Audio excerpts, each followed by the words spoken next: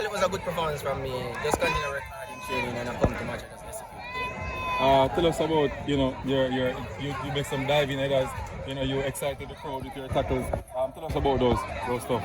Well, it's coming from training. Just continue to work hard, and I'm not a coward player, so I'm going to make the challenge. Do you think your performance will take you into the national team, senior national team? Well, hopefully, that's what I'm working on. Thank you very much, Elvis, and continue to do the good work. All right, and get more man the match performance. All right, so Military Guna TV here. Yeah, it's been a while, eh? Man from Lindsay. Anyways, first I want to ask, how difficult was it to keep track of Nicholas Nelson? Because we know he's a tricky player. It was a difficult task because he's a good player, he's speedy, so we just have to watch him and just pressure him. Yeah, man. Can't stay too far from him. That is true. As